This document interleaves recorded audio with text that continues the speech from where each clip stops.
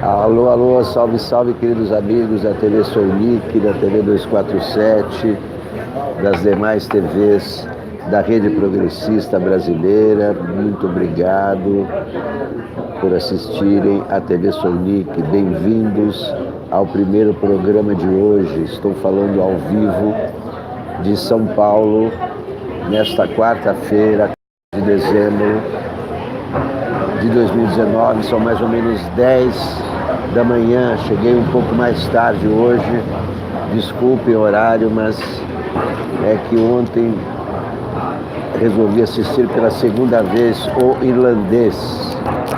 O Irlandês, que é um filme muito complexo, muito longo, com muitas histórias, muitas informações. André Corradi, bom dia. E é um filme com personagens reais. Gabriel Ramos Buffon, tem John Kennedy, tem Jimmy Hoffa, tem Richard Nixon, tem Bob Kennedy. Todos reais, todos citados, né? Fidel, tem a relação da máfia com Cuba, a relação da máfia com a morte do Kennedy. O segundo filme foi a máfia que mandou matar Kennedy, porque o Kennedy tinha assumido o compromisso de acabar com o... E é por isso que foi apoiado pela máfia na campanha, recebeu grana da máfia na campanha. O pai dele é que tinha ligações com os mafiosos, dos tempos em que era contrabandista de uísque, no período da Lei Seca. Filme muito complexo, preciso assistir de novo. Fui dormir às 3 da manhã.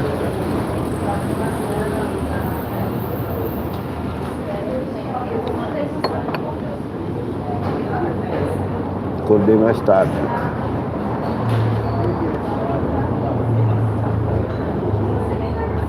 Festa de Moro e Dallagnol e o país a naufragar, mil empresas a fechar. Bom, essas notícias de que o PIB subiu,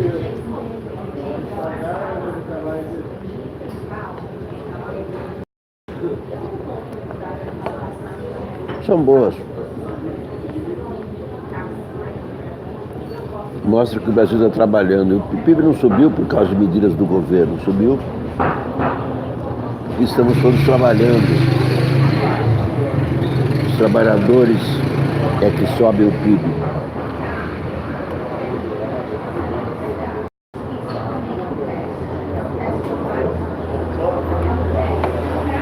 É o consumo, né? Consumo e construção civil que impulsionam o PIB. Quem consome? Somos nós, os pobres. Porque os ricos têm dinheiro guardado. Dinheiro fazendo dinheiro. Nós colocamos o dinheiro em circulação, tomando café da manhã, né? Comprando jornal. Então, não vou contestar os números. Se o PIB subiu, melhor. Para todos.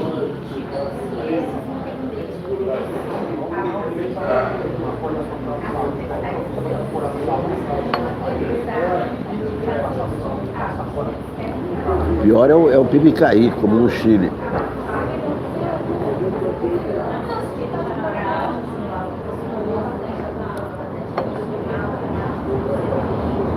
Caiu 2% em outubro, o PIB do Chile.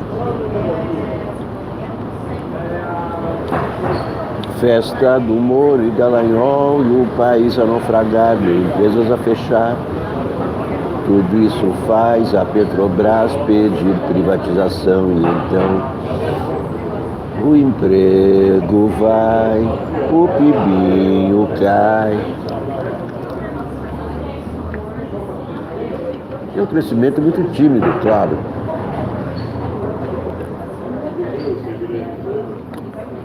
Isso deve muito ao desemprego, porque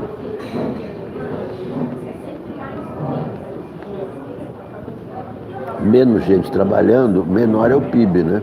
Mais gente trabalhando, maior é o PIB.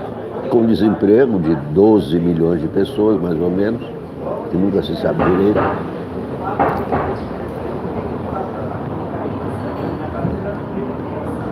O PIB não aumenta como seria necessário, porque esse aumento é muito tímido, né?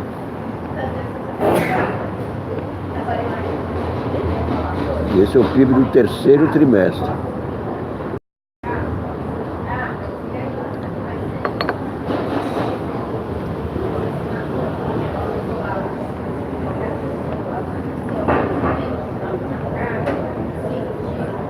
Então, o PIB do Brasil atualmente é de 1,842 trilhões. Dos Estados Unidos é 10 vezes, é 10 trilhões. De dólares, né?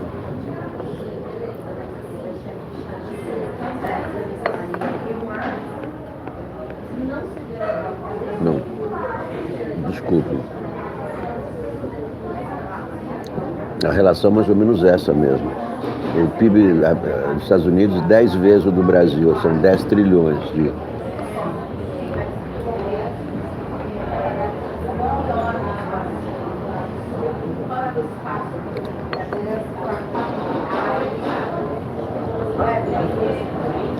Agora eu não vou brigar com os números, não vou contestar que a conta está errada.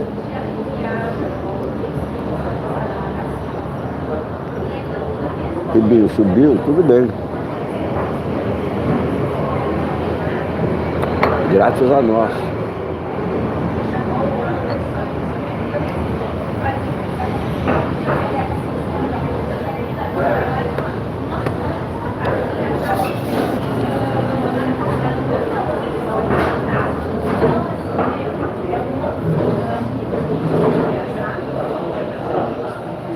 Deixa eu ver as mensagens. Marco Schneider, bom dia. Como é que é? Git Morgan para o Sorelias Cohen. Git Morgan, Sorelias Cohen. José Lopes, jornal inglês diz que esse pibinho é mentiroso. Bom, eu não sei dizer se é mentiroso ou não. Ana Rita, bom dia Ana Rita. Rosimeire Tele Souza, bom dia. Professor Carlos Eduardo Araújo, bom dia. Gabriel Ramos Buffon, bom dia. André Corrade, bom dia. Mais mensagens? Não, por enquanto essas mensagens. Então, sem mais delongas, já que hoje eu cheguei atrasado, vamos aos jornais. Vamos começar pelo Globo. Consumo e construção civil impulsionam retomada do PIB. Saques do FGTS, expansão do mercado imobiliário sustentam alta de 0,6% no trimestre. O crescimento de 0,6% do PIB no terceiro trimestre, frente aos 3 meses anteriores. Então o PIB cresceu 0,6% em relação ao segundo trimestre. Mostra aceleração no ritmo da retomada econômica. Bancos e consultorias já prevêem alta acima de 2% para o PIB em 2019, diante dos números melhores divulgados pelo IBGE. A economia, porém, ainda está frágil. O resultado do último trimestre foi impulsionado pelo consumo das famílias, que cresceu 0,8% no rastro da liberação dos saques do FGTS e da recuperação do mercado de trabalho. Mas 41% dos trabalhadores estão em ocupações informais, é isso que é terrível. 41% dos trabalhadores. Caterine Castro, bom dia Santa Catarina. César Fábio Miller, bom dia. 41% dos trabalhadores estão em ocupações informais. Está batendo muito sol aqui nessa mesa. Acho que eu vou mudar para um lugar de sombra. A construção civil teve o maior avanço desde 2014. O cenário de instabilidade na América Latina e a demora no andamento das reformas no país são ameaças ao avanço da economia.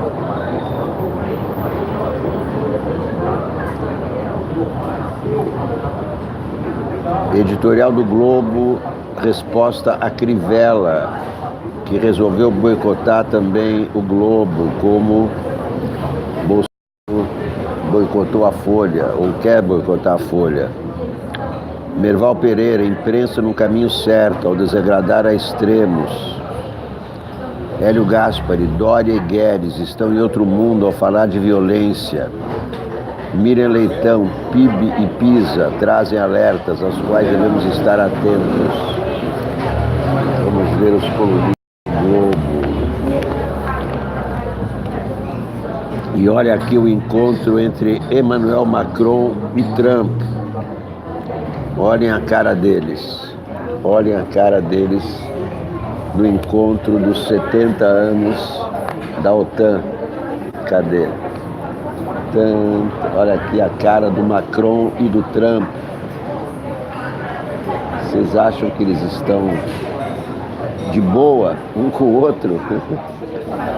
Nem olham um para o outro. Macron e Trump. Encontro durante a cúpula que celebra os 70 anos da OTAN. Macron e Trump divergiram abertamente sobre o futuro da OTAN. Pois é. Crivella veta jornalistas do Globo em coletiva.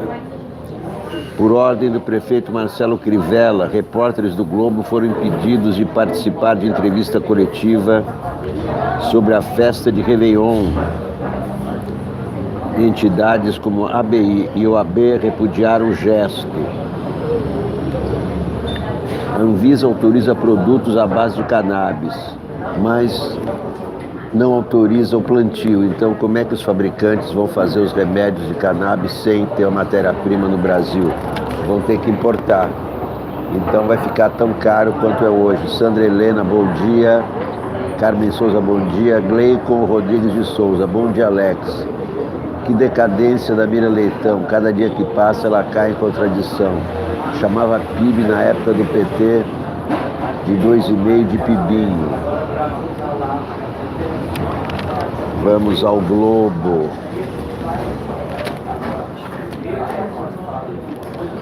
O sol bate aqui na minha mesa, mas dá para aguentar.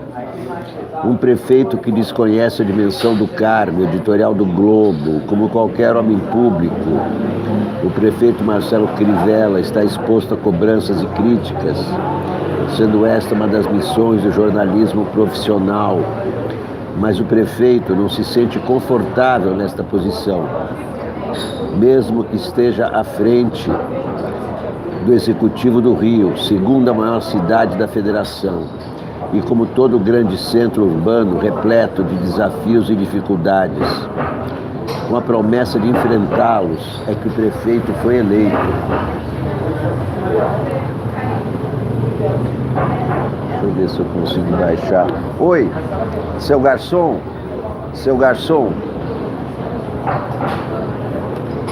será que seria possível baixar essa cortina daqui por causa do sol? Não tem problema?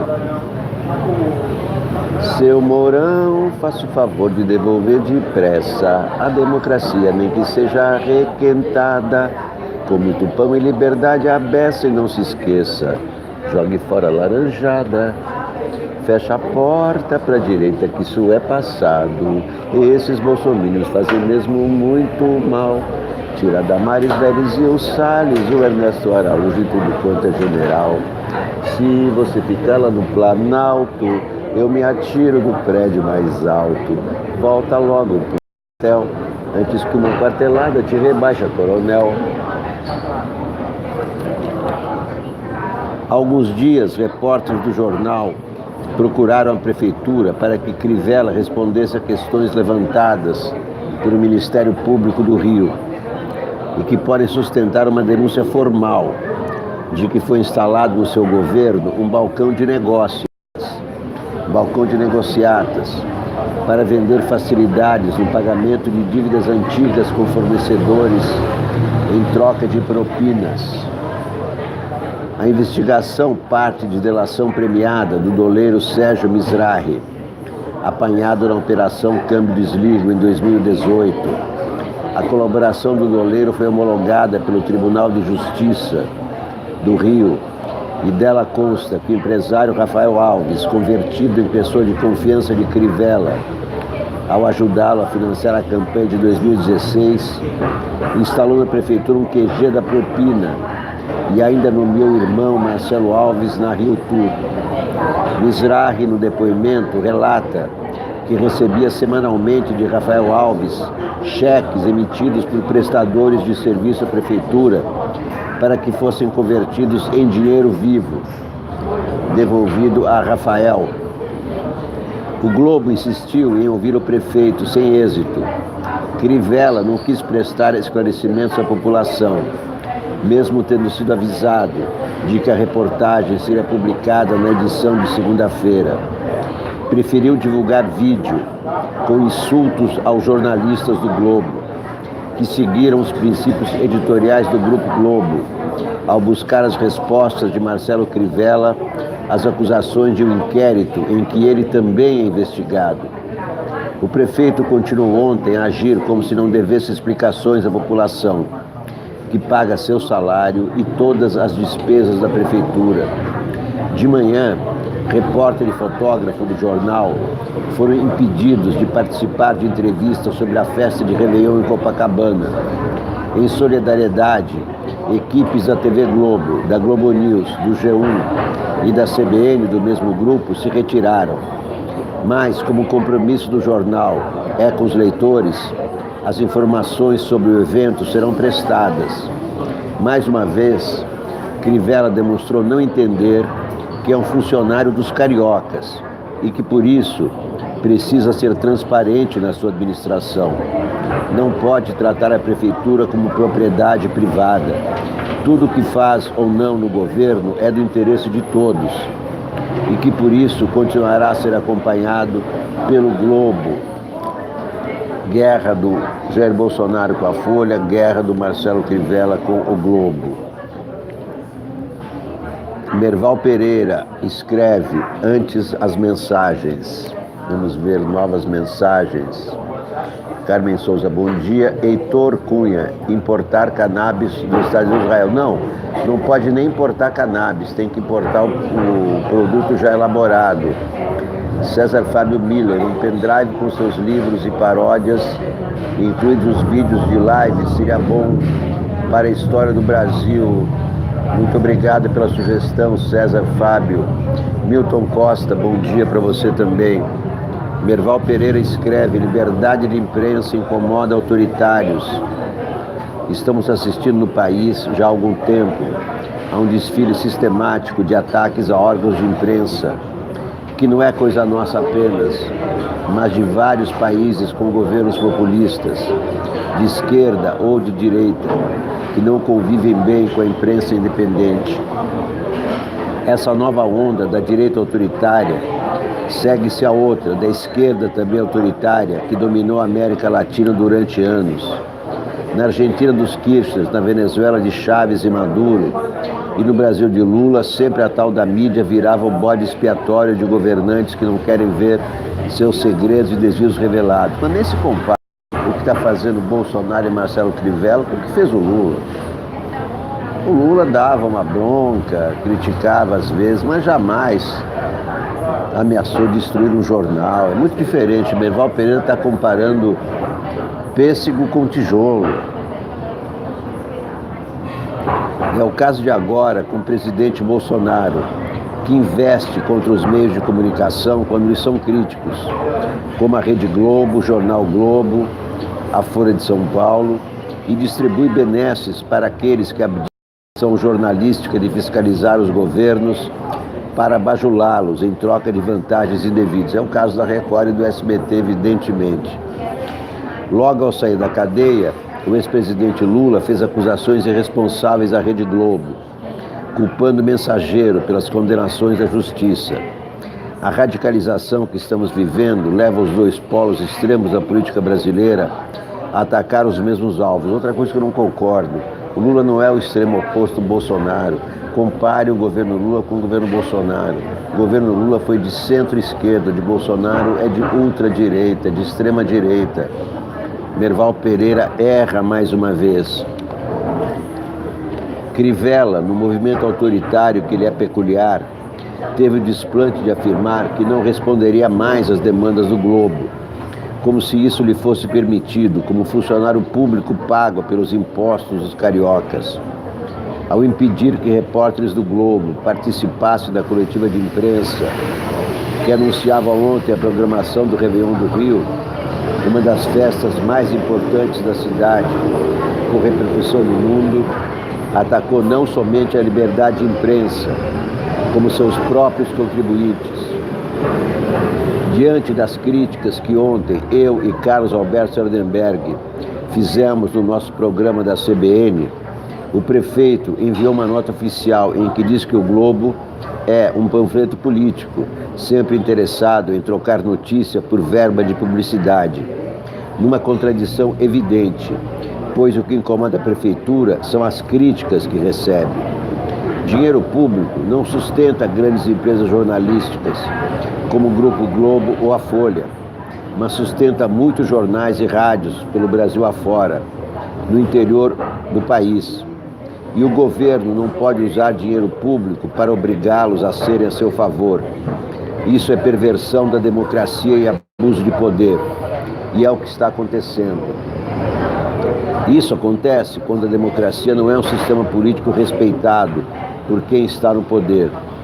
Os obstáculos que governos autoritários cada vez mais colocam no caminho da livre expressão, com embargos e diversos feitios, tentam inviabilizar até economicamente os meios de comunicação, que enfrentam também a violência como arma de intimidação da liberdade de expressão, tendo sido registrados diversos casos de assassinatos e agressões a jornalistas nos últimos anos.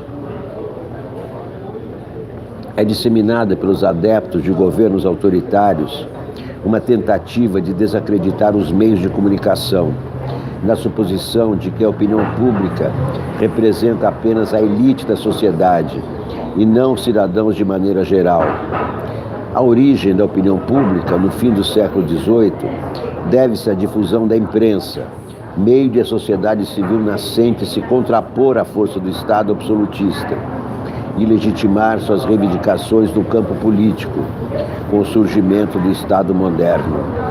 É o jornalismo profissional independente, seja em que plataforma se apresente, que continua sendo espaço público para a formação de um consenso em torno do democrático, avesso aos populistas de plantão. Esse é o Merval Pereira. Hélio Gaspar escreve O Mundo Irreal de Dória e Guedes, a respeito das polícias de Dória e de Witzel. A ação da polícia aqui em São Paulo foi chamada de ação miliciana por autoridades do Judiciário e do Ministério Público.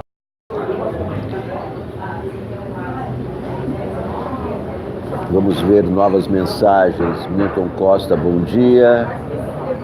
Quem mais? Adriana Silva, bom dia. Hélio Silva, que bom. Lula, Aécio, Cabra, como é? Pena de morte, enforcamento para corruptos. Não, enforcamento não. Nada de enforcamento, não quero mensagens de ódio aqui. Adriana Silva, oi.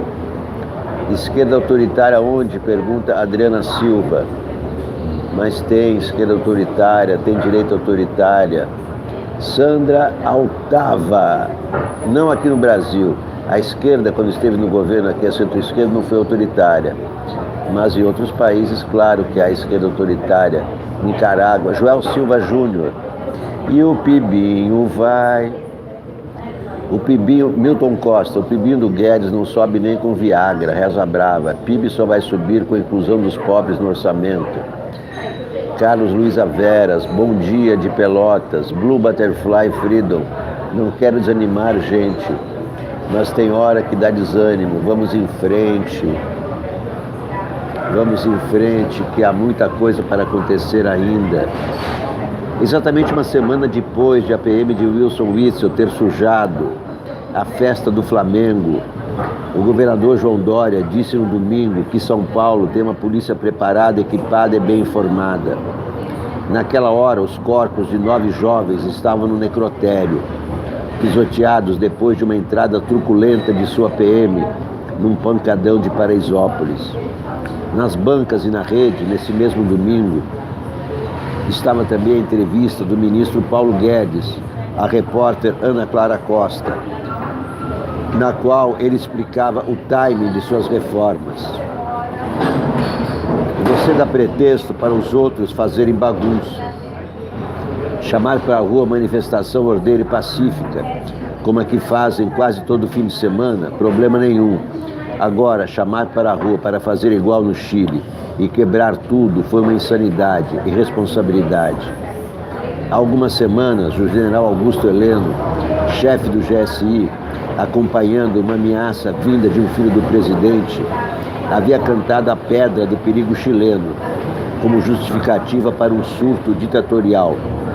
Acho que se houver uma coisa do padrão do Chile, é lógico que tente fazer alguma coisa para conter. É irresponsabilidade ou desejo trazer o espantalho chileno para a situação brasileira. E a tragédia de Paraisópolis, bem como a pancadaria da festa do Flamengo, mostra que nos dois casos a insanidade saiu da PM. Não é de hoje que isso acontece. Em outubro do ano passado, durante a gestão do governador Márcio França, a PM entrou num pancadão de Guarulhos e 3 pessoas morreram em situação semelhante à de Paraisópolis. Doutor Dória poderia examinar a investigação do episódio de Guarulhos. Com uma polícia preparada, equipada e bem informada, deu em nada. Um morador de Paraisópolis contou que a PM chegou jogando bombas de efeito moral. Pode ser que não tenha sido assim, mas na noite de 13 de junho de 2013, a PM paulista bloqueou uma passeata que protestava contra o reajuste dos ônibus na esquina da Rua da Consolação com a Maria Antônia. Quem estava lá viu que uns 20 policiais vieram do nada, jogando bombas de efeito moral. Aquela passeata era ordeira, convocada pelo movimento Passe Livre e povoada por gente de tênis baratos e camisetas. Começavam as jornadas de 2013. Anos depois, as manifestações transmutaram-se e a presidente Dilma foi deposta. Vale lembrar que o governador tucano Geraldo Alckmin e o prefeito petista Fernando Haddad, do PT, que haviam reduzido as tarifas, estavam no evento em Paris, onde cantaram Trem das 11 durante o jantar. Guedes teme que apareça gente quebrando tudo, mas até agora quem apareceu quebrando os outros foram policiais, em São Paulo e no Rio. Esse comportamento persiste pela garantia da impunidade. Nas divagações chilenas de Guedes e do general Heleno, insinuam-se paralelos de incitação política. Já que é assim, pode-se temer também que a incitação política venha de outro lado. Em 1968, ela vinha de um maluco chamado Aladino Félix. Antes que terroristas de esquerda começassem a assaltar bancos e a matar gente naquele ano, ele roubava dinamite e armas. Assaltou pelo menos um banco, explodiu uma bomba na bolsa e outra no oleoduto. Como era doido, não se pode acreditar na sua palavra, quando dizia que estava ligado ao general da reserva, que, por sua vez, teria conexões com o governo.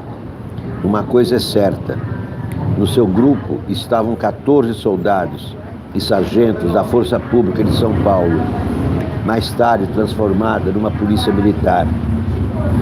Naqueles dias, o governador de São Paulo, Abreu Sodré, denunciava uma conspiração nos subúrbios do poder. Essas mortes de Guarulhos são fruto da orientação da PM. O comandante-geral da PM, Marcelo Vieira Salles, era o comandante do patrulhamento da Zona Oeste de São Paulo em 2014, 2015, quando o 16º Batalhão, que era dessa área, o Batalhão de Osasco, era o campeão de mortes. Isso foi um levantamento feito pelo jornal Estado de São Paulo.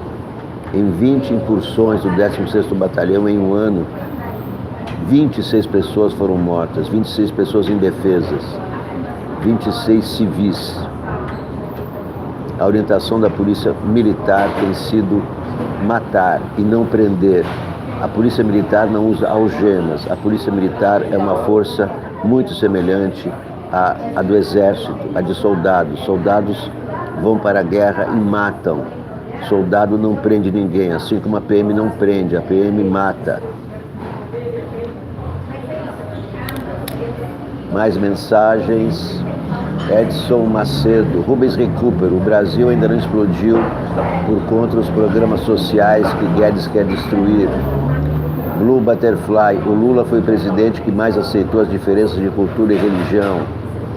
Sônia Afonso, bom dia Alex, pessoal, vamos de like, isso mesmo. Joel Silva Júnior, a desigualdade social nunca fará PIB nenhum subir.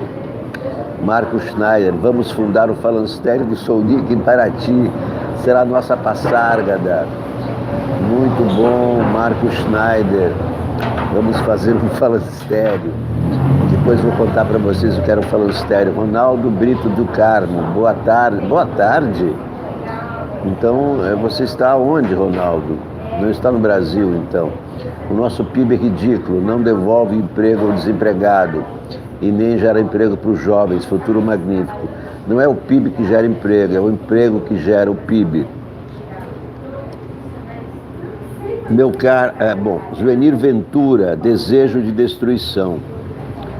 Quando você pensa que já viu de tudo, até que a Terra é plana, e que DiCaprio paga para tocar fogo na Amazônia, amanhece com o novo presidente da Funarte afirmando, acredite, que o rock não só ativa a droga, como alimenta uma coisa muito mais pesada, que é o satanismo. O diabo gostava de rock, né? O diabo é roqueiro. Além de vestir Prada, o diabo é roqueiro. Como Lulu Santos, eu fico com o funk. Bem fez Fernanda Montenegro, que não respondeu aos xingamentos do secretário de Cultura, um tal de Roberto Alvim, no dizer de quem nomeou. Em vez de bater boca com a insensatez reinante, ela preferiu atender aos admiradores que têm lotado seu espetáculo Nelson Rodrigues por ele mesmo e fizeram de seu livro Prólogo, Ato e Epílogo um campeão de vendas. Outro é o Essa Gente, de Chico Buarque, um autor que, se o presidente gostasse de ler, não leria. Os responsáveis atuais pela cultura podem ser birutas, mas pelo menos um não rasga dinheiro. O tal, quando ocupou uma diretoria na Funarte, convidou a esposa para gerenciar um fundo de 3,5 milhões. Ela podia ter dito sim na cama, mas preferiu oficializar em documento. Eu, Juliana Galdino, aceito o convite do senhor Roberto Rego Pinheiro, o nome civil de Alvim, para diretora artística do Teatro Plínio Marcos. É uma ofensa ao Plínio Marcos, o grande dramaturgo. Por que o presidente da República não protestou contra o ato de nepotismo do subordinado?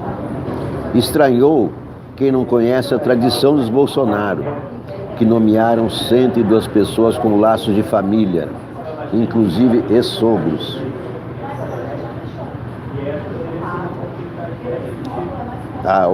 No filme The Irishman, o irlandês, vê-se a importância que a máfia dava à família. Batizado, casamento, todas as cerimônias. E a família era usada pela máfia como biombo, como fachada, já que gente que tem família, teoricamente, é gente do bem. Milton Costa, Alex, você está sabendo que o Lorenzoni pode cair? Bom, o Lorenzoni pode cair desde que assumiu, mas qualquer pessoa que está lá no governo pode cair em qualquer momento, depende do Bolsonaro. Se o Bolsonaro acordou com o pé esquerdo, ele demite alguém. Por isso que eu digo, só idiotas e trouxas se aliam a Bolsonaro. É gente que desconhece que esse cara é um traidor. Além de ofender a democracia, além de ofender a família, além de ofender os valores morais da humanidade, ele agride quem está perto dele.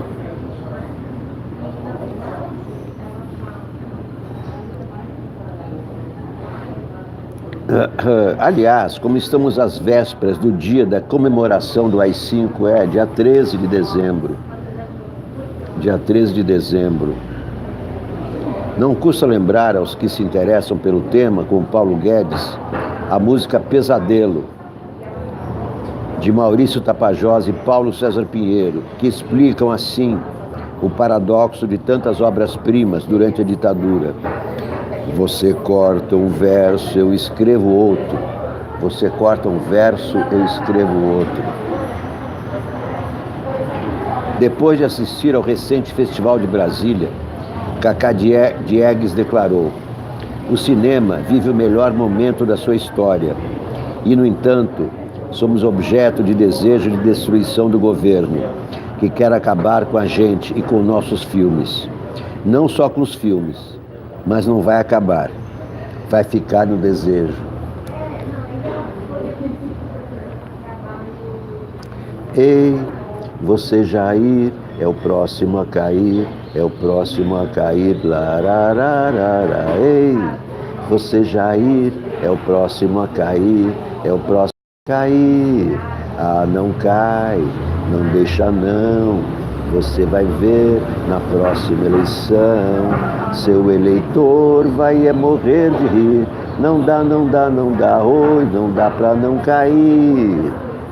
Ei, você Jair, não dá pra não cair, não dá pra não cair, parararara. Ei, você Jair, não dá pra não cair, não dá pra não cair.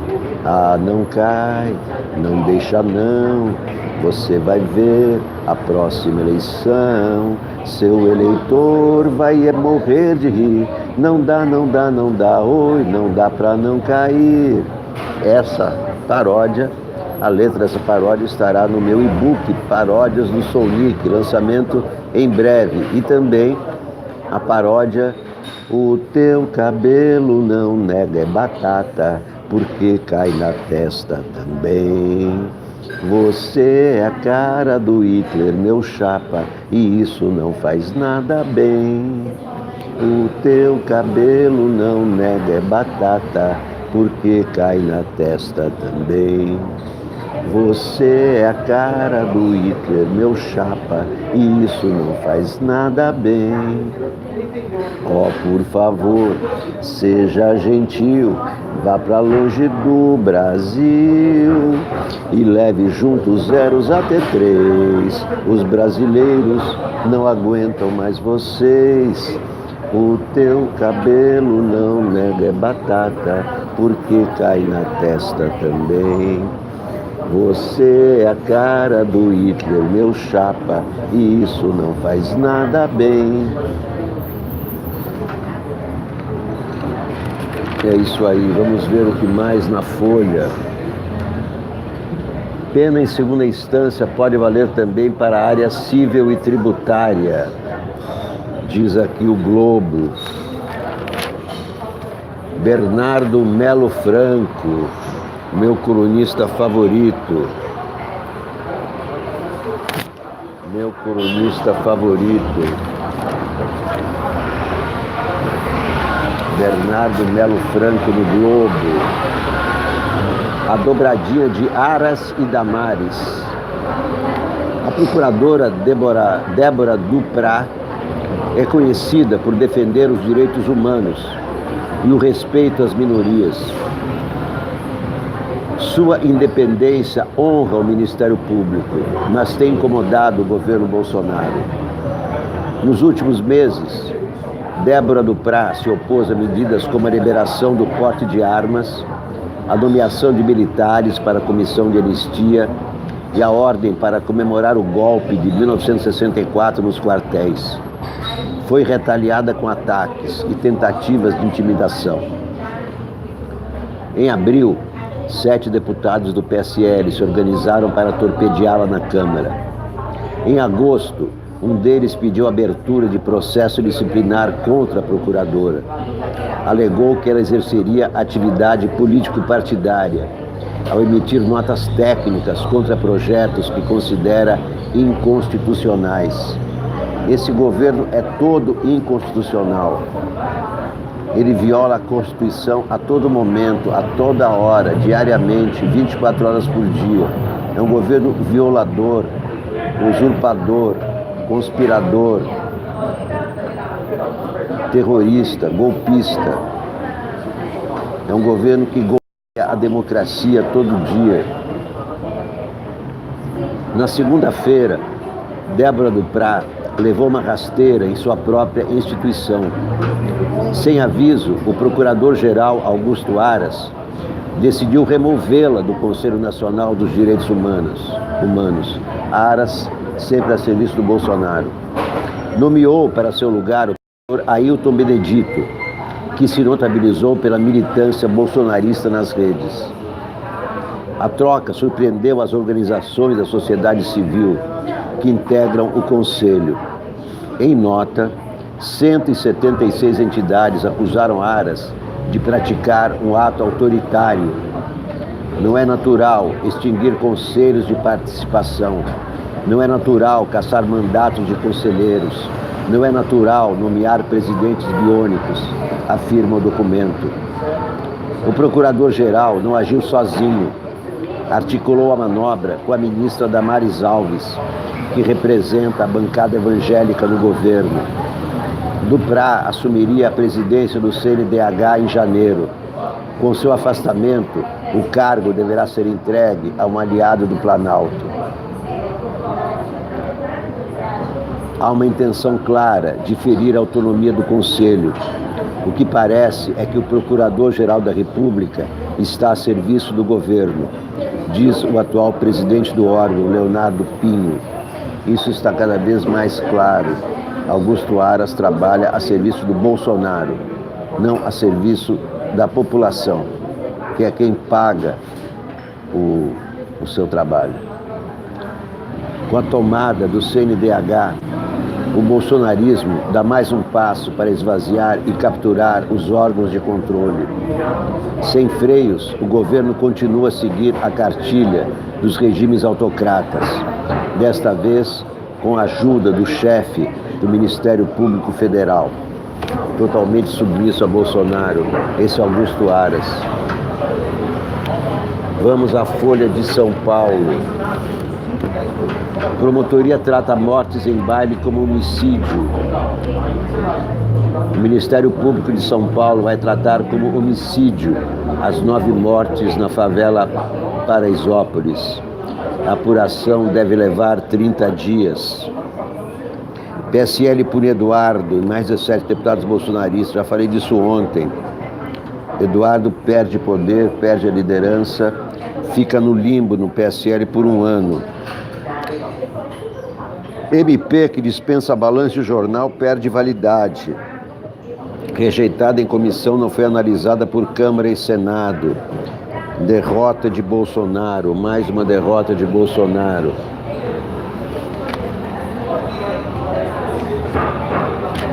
Pegaram Bolsonaro chupando uma laranja. E cadê ele? Ele deu no pé do PSL. Folha de São Paulo. Includente de responsabilidade, escreve Hélio Schwartzman. 9 jovens que se divertiam num baile funk no sábado à noite morreram pisoteados, como consequência de um tumulto que se seguiu a uma perseguição policial. Na hipótese mais benigna para a polícia, foi uma operação desastrosa, mal concebida, mal executada e totalmente dispensável. Na mais verossímil, houve abusos criminosos por parte de policiais. Não vejo motivo para duvidar dos vídeos e dos depoimentos que reforçam a segunda hipótese. Num país um pouco mais decente, a cúpula da Polícia Militar já teria apresentado seu pedido de demissão. Foi o que eu disse logo de cara: fora comandante-geral da PM, Marcelo Vieira Salles. E estaremos discutindo se o governador cometeu ou não crime de responsabilidade. Nós estamos no Brasil. Os mortos são provavelmente todos pobres. Será uma surpresa para mim se o inquérito concluir que houve abusos e identificar seus autores. Não se pretende aqui abraçar o velho maniqueísmo da esquerda, que pinta o policial como um indivíduo dado à violência, que reprime inocentes para servir ao capital. Policiais são seres humanos, que reagem humanamente a situações de perigo e outros estímulos externos. No Brasil, dadas as altas taxas de agentes da lei, mortos em serviço ou fazendo bicos, eles têm motivos para sentir-se constantemente ameaçados. É justamente por isso que precisamos de leis e protocolos rígidos, que orientem tão precisamente quanto possível a ação da polícia, permitindo até que ele desobedeça aos superiores no caso de ordens abusivas.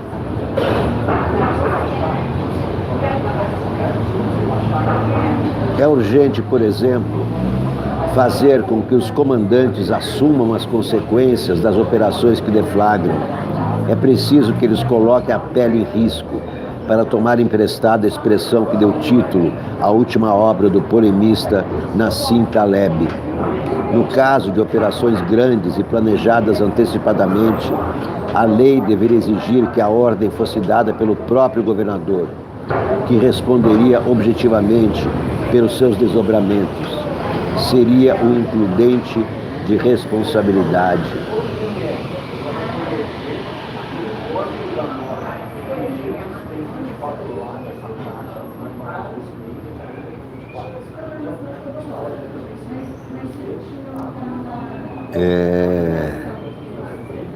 Não vai mudar, escreve Bruno Bogossian. A Polícia Militar foi a Paraisópolis para impedir a realização de um baile funk.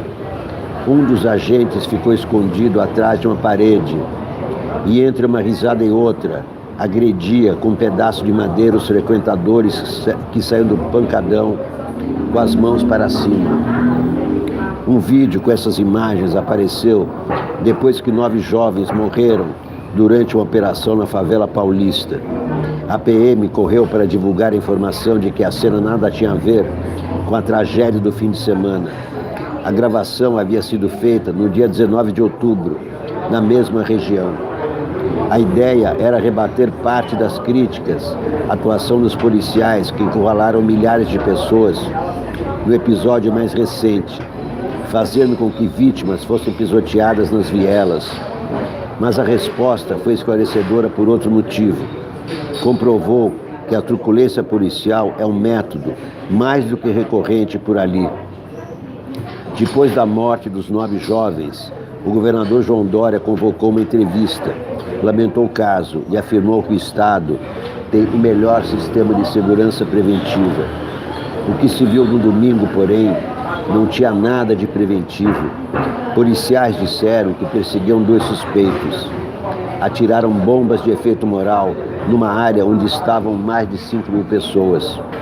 Cercaram os frequentadores e bateram com cacetetes em quem já estava no chão.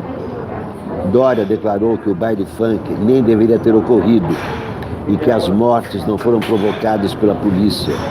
Acrescentou que a política de segurança pública no estado de São Paulo é um desavisado poderia imaginar que o tucano se vangloriava de uma estratégia sofisticada de inteligência, com planos requintados para desarticular grupos criminosos. Estava apenas atrás dos dividendos de um discurso cada vez mais perigoso. O paulista não é o único. O papo do tiro na cabeça vem acoplado a uma indiferença corriqueira em relação a vítimas inocentes. É essa apatia dos governantes que patrocina a brutalidade vista em Paraisópolis. Mais mensagens. Marcelo Nogueira, Paródias do Soul Nick. Muito obrigado, Marcelo Nogueira. Ronaldo Brito do Carmo, você não canta mais em Yiddish? Canto, sim. Igor Rodrigues, salve, salve. Rosi Costa Cabral. Vou cantar em Yiddish daqui a pouco. César Fábio Miller fala da teoria do medo, Nonato Nojosa. As crimes mais violentas do Brasil são do Rio e São Paulo. Elas matam muito, exatamente. Thomas Cavendish, bom dia. Felipe Eduardo, bom dia. Vou cantar em Yiddish então. Wie nimmt man a bissel Mazel?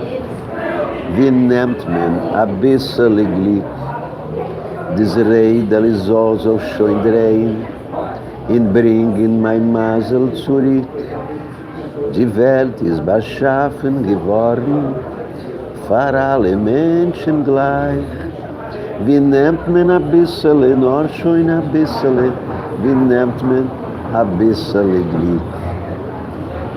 E também canto em russo. Ochi chorneia e prekrasneia, как люблю я вас, как боюсь я вас, ochi chorneia. Olhos negros e belos, como eu os amo, como eu os temo. Amar e temer ao mesmo tempo. Amar e ter medo do amor.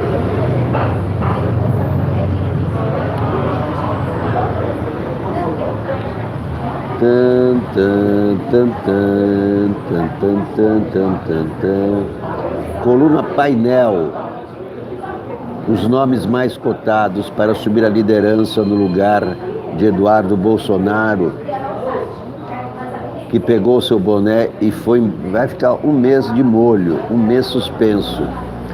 Parlamentares defendem que a deputada seja líder até maio, para depois disputar a prefeitura de São Paulo. Olha o Eduardo de boné, será que ele é? Será que ele é? Olha o Eduardo de boné, será que ele é? Será que ele é? Será que ele é fã do Trump? Será que é doente do pé? Ele só fala em AI-5. O que ele quer esconder? Corta o mandato dele, corta o mandato dele, corta o mandato dele, corta o mandato dele. Olha o Eduardo de boné, será que ele é? Será que ele é? Olha o Eduardo de boné, será que ele é? Será que ele é? Será que ele é fã do Trump? Será que é doente do pé? Ele só fala em AI-5. O que ele quer esconder? Corta o mandato dele, corta o mandato dele, corta o mandato dele. Corta o mandato dele. Mais mensagens. Tomás Cavendish, bom dia. Felipe Eduardo, ótimo dia. Marcelo Nogueira. Sou o Nick. Você conhece o cantor do Cazaquistão, Dimas Kurdaberg? Não, nunca ouvi falar. Nunca ouvi falar, Marcelo Nogueira. Por que você está me perguntando? Ele é parecido comigo? Ele canta paródias? Ele também é desafinado? Olha o Eduardo de boné, será que ele é? Será que ele é? Olha o Eduardo de boné, será que ele é? Será que ele é? Muito prazer, presidente. Eu sou o fato. O julgamento da história é um prato que se come gelado.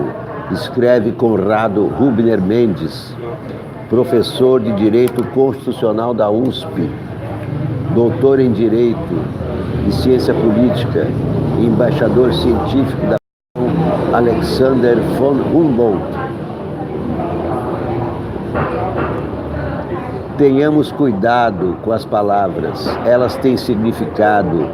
Tenhamos cuidado com os fatos, eles têm peso. Frase de Roger Cohen. Será que é parente do senhor Elias Cohen? Bom dia, Git Tut, Elias Cohen. Os otários estão morrendo, presidente. Quando desligou pardais de estradas federais porque o motorista não é otário, não faz isso daí. Os fatos seguiram a ordem casual das coisas. Tivemos a primeira alta em acidentes graves desde 2011. Mesmo que a morte de otários não te comova, faltou observar que acidentes matam não otários. Sabe quanto custa para o Estado?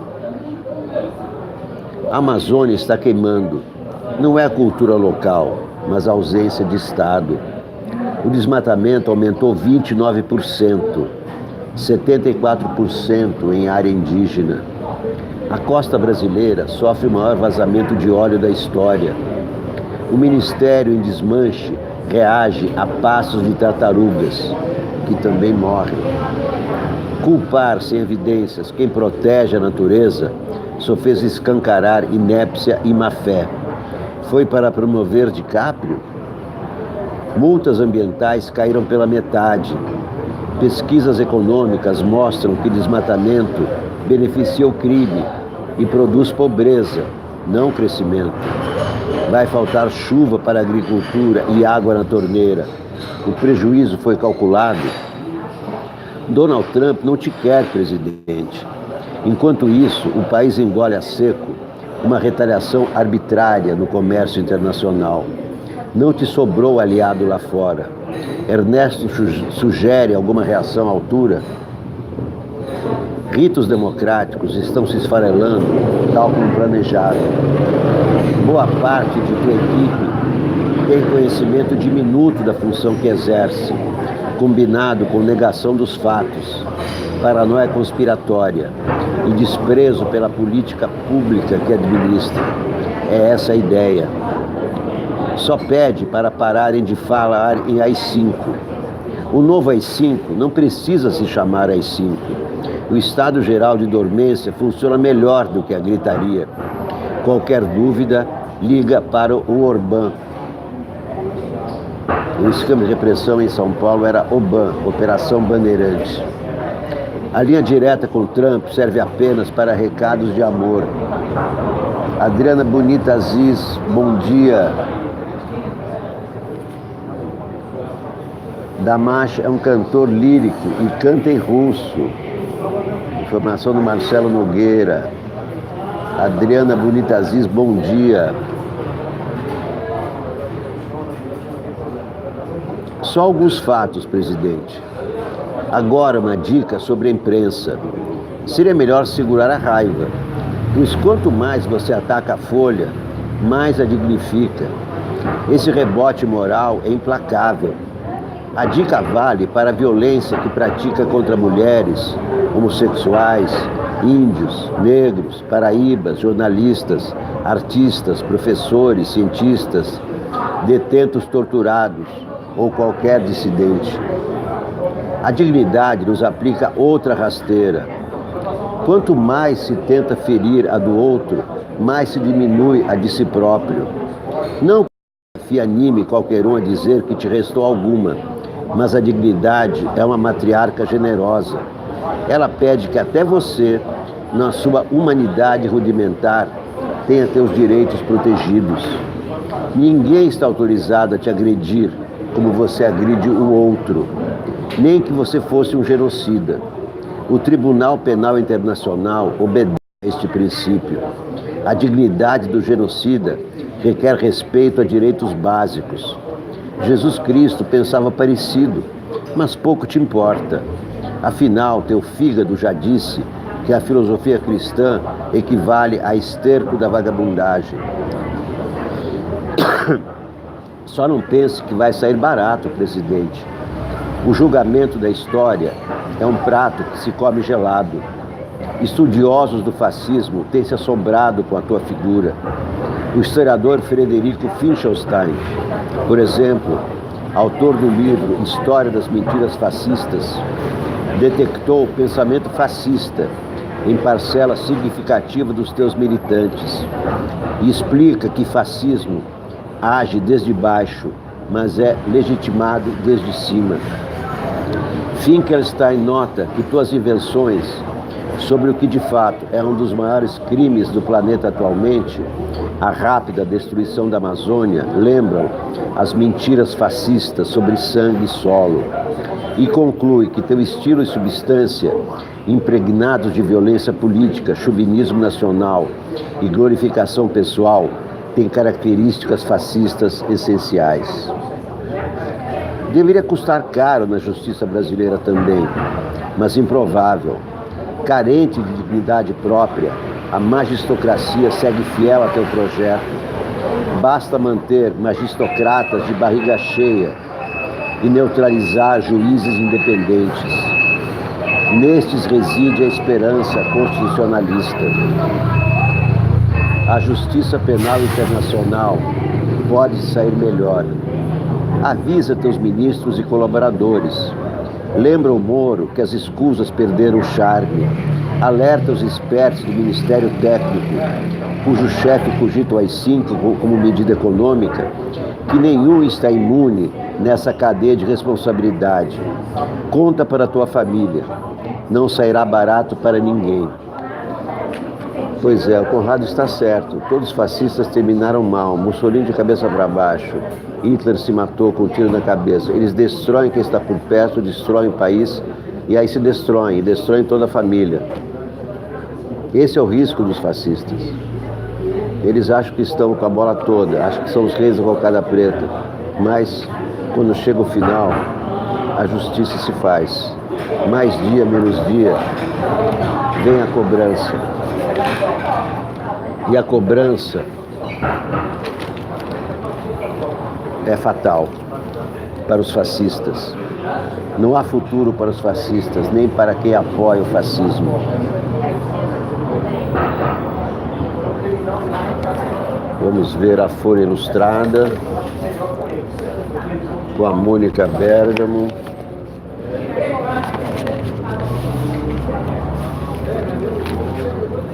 Última página.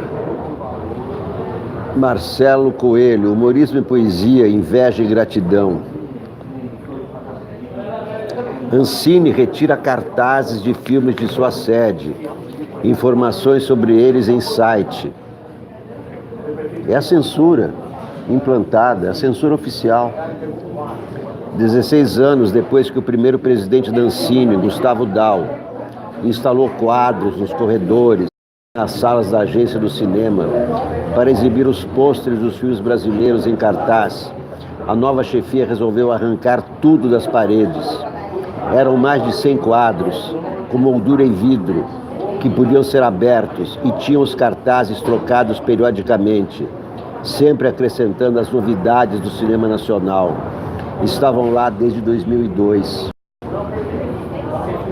Na sexta-feira, dia 29, todos foram removidos dos espaços comuns dos dois edifícios da Ancine, que ocupa 13 andares em um prédio na Avenida Graça Aranha e mais 3 em outro na Rua Teixeira de Freitas. Foram levados a um depósito na Rua Moraes e Vale, tudo no centro do Rio. O mesmo apagão aconteceu no site da instituição. Há 2 semanas, uma aba fixa mostrava os cartazes das novas produções brasileiras. Clicando sobre cada cartaz, acessava-se a ficha técnica do filme, com diretor, sinopse, etc. Não mais. A barra sumiu. Nos corredores e nas salas de reuniões gerais, não ficaram nem mesmo as molduras envidraçadas. Além de filmes novos, alguns clássicos também foram removidos, como Deus e o Diabo na Terra do Sol, O Bandido da Luz Vermelha, Cabra Marcado para Morrer. Nas áreas internas de cada setor, porém, alguns quadros sobrevivem nas paredes. Quanto à televisão de 50 polegadas, que exibia trailers nacionais no saguão de entrada do edifício principal, essa também está desligada desde a última sexta-feira. O diretor de comunicação da Ancine, Érico Casarré, afirma que a retirada das informações do site foi definida em reunião com o presidente interino do órgão, Alex Braga, em meados de novembro. A razão, diz, é que o órgão decidiu priorizar a sua área reguladora em relação à de fomento. O assessor nega que o ato tenha sido provocado porque a Ancine não quisesse divulgar filmes com temas que contrariam as posições políticas dos apoiadores do atual governo, como apareceu nas redes sociais. Nos corredores, é uma teoria discutida por alguns funcionários. Quanto à TV desligada e a retirada dos quadros na sexta-feira, a ordem partiu diretamente da diretoria. Isso tem cheiro de censura, diz Vera Zaverucha, uma ex-diretora da Ancine, que apesar de não fazer mais parte da instituição, não se conteve e escreveu ao órgão na segunda-feira, perguntando o porquê da retirada dos quadros do prédio. Ficou vazio e pouco atrativo. A resposta foi semelhante à que o assessor deu à Folha. Na compreensão de que diversos agentes econômicos estão à espera de um tratamento institucional isonômico e considerando a impossibilidade de contemplar as demandas específicas de cada um, a Ancine optou por interrupções das ações de divulgação constantes. Lamentável, treplicou Zaverucha. É claro que isso é censura. Isso é destruição da cultura brasileira, que é o grande projeto do governo.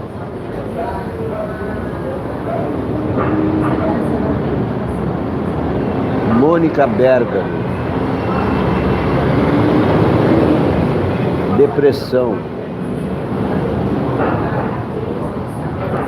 Paulo Guedes é o melhor remédio.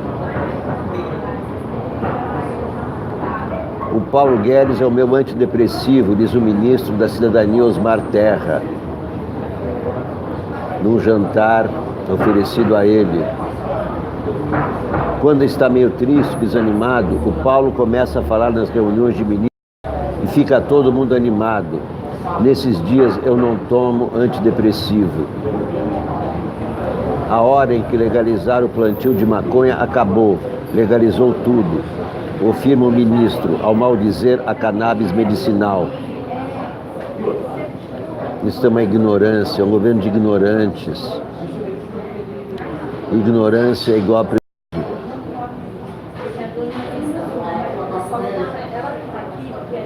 O presidente da Anvisa, William Dipp, acredita que mais cedo ou mais tarde o Congresso dará aval para a plantação de maconha para pesquisa e produção de remédios no país, mas não nesse governo. Isso eu não acredito muito. O presidente da Câmara, Rodrigo Maia, foi com a mulher Patrícia ao Prêmio Brasileiros do Ano da Editora 3. O deputado Luciano Bivar e o ex-ministro Gustavo de Biando participaram da cerimônia, que também premiou a deputada Tabata Amaral, o apresentador José Luiz da Atena, o procurador Deltan Dallagnol. O senador José Serra esteve no evento.